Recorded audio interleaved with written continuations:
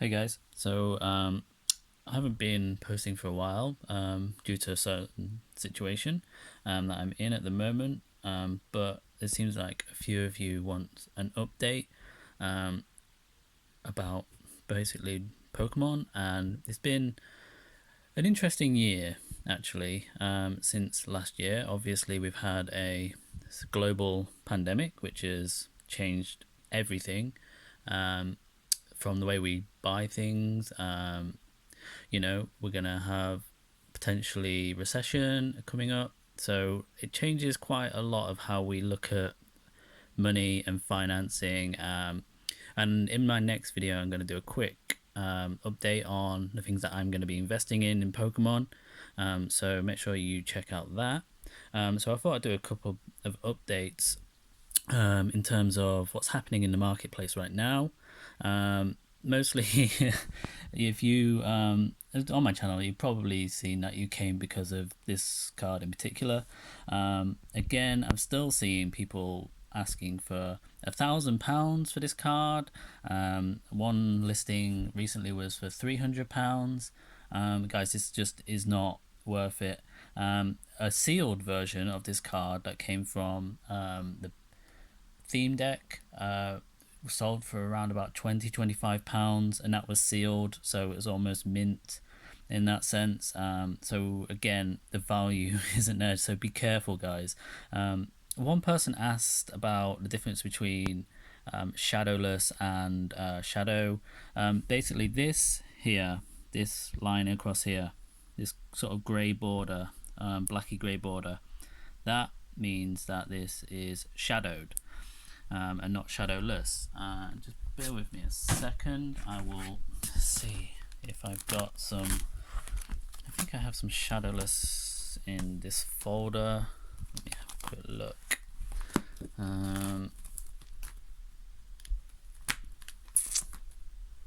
Right, so here's an example.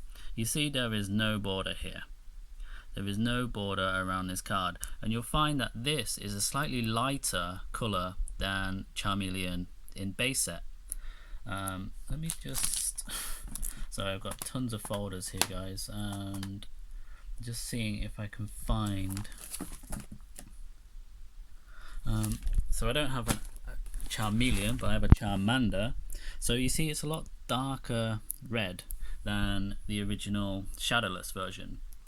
So this is very light, more of a sort of pinky pale colour, whereas this has a slightly darker, richer red colours running through it.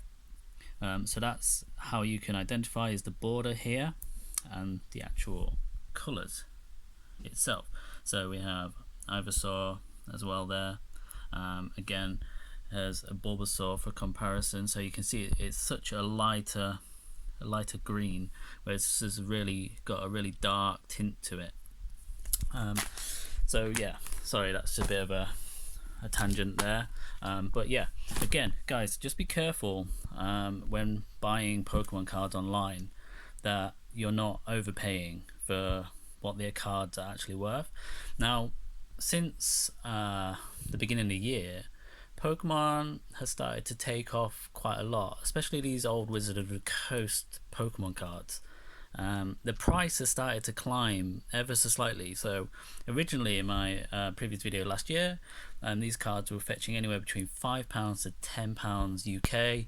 So I'd say that's what, maybe like $10 roughly, maybe to $12 US. Now this year the price range is from about £8 to about £15 depending on condition. So overall, the global market for Pokemon is definitely increasing. The most noticeable one obviously is Charizard.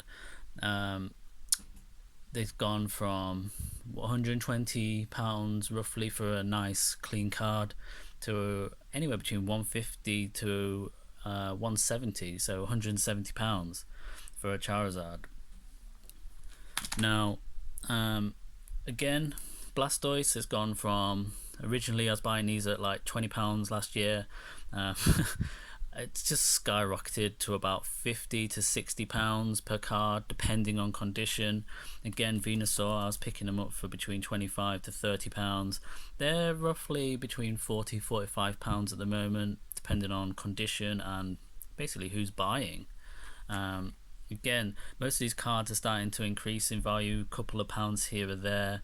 Alakazams are going anywhere between maybe 15 to 20, whereas last year they were going for around about 10 to 12. So as you can see, the market itself is starting to climb, and as we see the prices go up, what's happening is an influx of people are coming back into Pokemon to sell their old collections.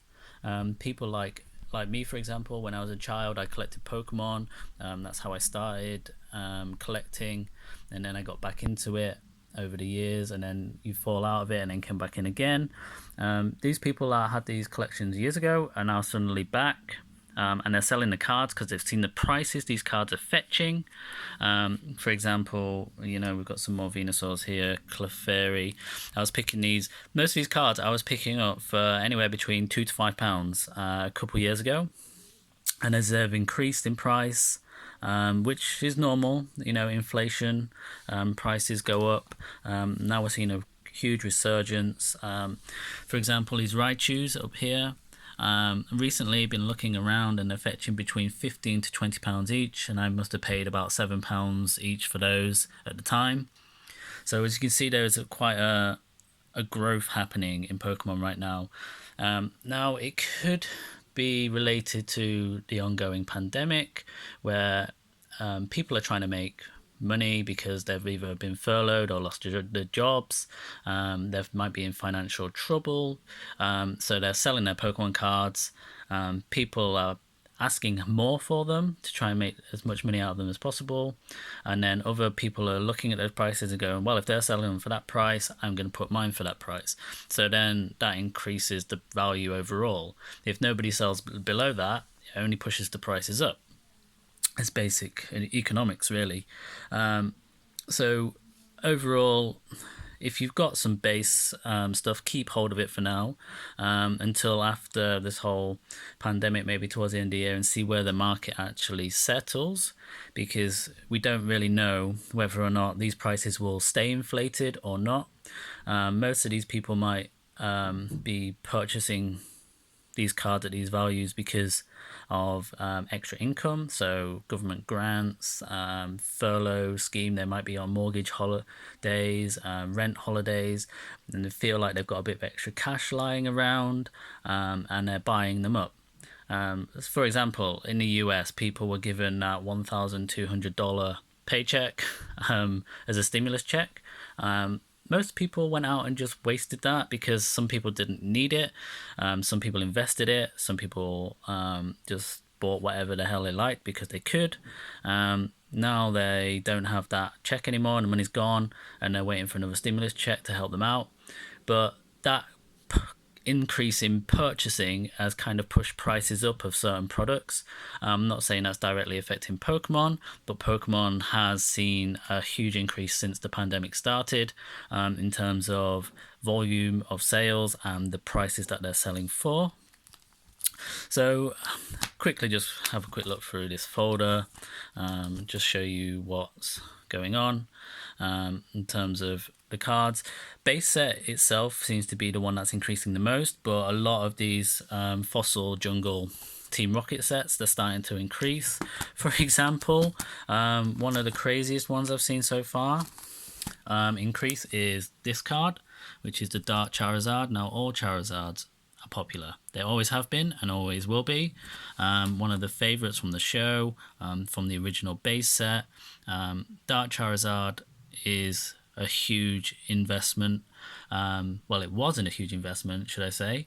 Whereas I was picking this card up for £15. Then the next set I bought two at £17 each, and then one more at £20. This card currently is selling between £70 to £75 plus, depending on condition. Now that is absolutely huge. I only bought the £17 cards that I bought 2 years ago.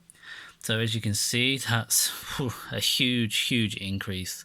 Again, overall, the entire market has gone crazy for Pokemon. So that's basically where we're at with the current climate. Cards are increasing in value, whether it's stimulated by the current situation, whereas there's more demand on the market, people are demanding higher prices. We don't really know until it kind of quietens down in terms of the stimulus stuff, like the furlough schemes and stuff, all stop in October. We might see a huge surge or a huge plunge in prices. But overall, I'm thinking the market's kind of slowly going up. Some cards are going up reasonably well. A couple pounds here or there would make sense. Cards that are suddenly jumped up in price, yes, they're in demand. Maybe they're overpriced right now, so I would hold out buying them just in case there is a dip in the market.